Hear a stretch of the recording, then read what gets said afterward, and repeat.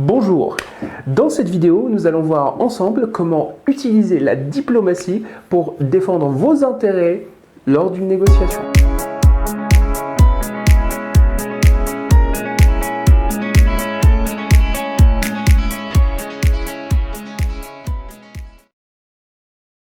Il va sans dire que la négociation engendre parfois des émotions négatives entre interlocuteurs, comme par exemple la colère, l'énervement, la déception, la tristesse, la démotivation, la contrariété, parfois même le dégoût ou la peur, etc.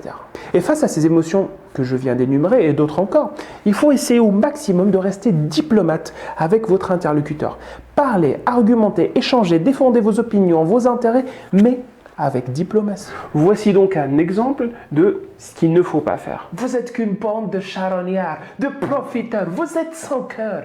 Moi, je croyais en vous, mais vous m'avez poignardé dans le dos. Vous êtes tous pareils, tous. Quoi? Comment osez-vous? Vous ne valez pas mieux que votre patron. Ce qui vous intéresse, c'est le fric. Le fric. Et nous, les pauvres travailleurs, vous nous pressez comme des citrons. C'est honteux. Vous allez baisser d'un ton tout de suite. Vous croyez où sur la place du marché? Et puis, quand on n'a pas été élevé chez les porcs, on sait se tenir. C'est scandaleux. Alors là, c'est l'hôpital qui se fout de la charité. La diplomatie est définie généralement par une habileté ou une souplesse dans la relation avec autrui. Elle va vous aider lors de votre négociation à prendre le temps de respirer et de réfléchir avant d'agir ou de dire quoi que ce soit. Cela vous évitera, par exemple, de regretter des propos dits sous le coup de la colère ou de l'énervement. Ensuite, la diplomatie vous aidera à recadrer très proprement, par exemple, un interlocuteur malpoli, colérique ou autre. Face à ce type d'individu, la première chose à faire, par exemple, est de garder le silence, puis faire preuve de calme, de sérieux, encourager le dialogue et éviter les situations qui mettent en jeu trop d'émotions. Et pour finir, restez ferme et soyez opiniâtre face à ce type d'interlocuteur.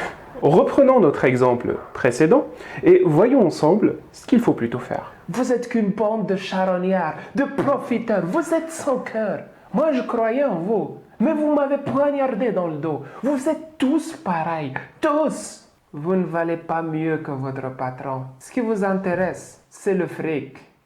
Le fric. Et nous, les pauvres travailleurs, vous nous pressez comme des citrons. C'est honteux. C'est scandaleux. Monsieur Bouzidi, je vous comprends, je comprends votre ressenti, sachez-le. Je suis prêt à vous écouter et à vous exposer mon point de vue si vous êtes d'accord, afin que nous réussissions ensemble à trouver une solution mutuellement satisfaisante. Premièrement, je vous propose de faire une pause et de reprendre notre conversation demain matin, histoire de souffler un peu et aussi afin de nous permettre d'avoir les idées plus claires. Cette pause est importante, car elle nous permettra de continuer notre conversation sur un ton plus calme, plus détendu.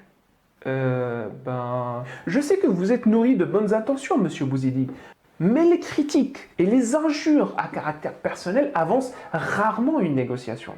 Elles la rendent plutôt stérile. Raison pour laquelle je serai malheureusement contraint d'arrêter la négociation si la discussion devient irrespectueuse.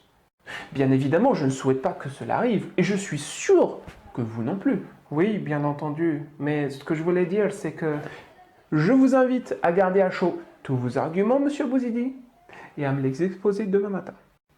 Qu'en dites-vous?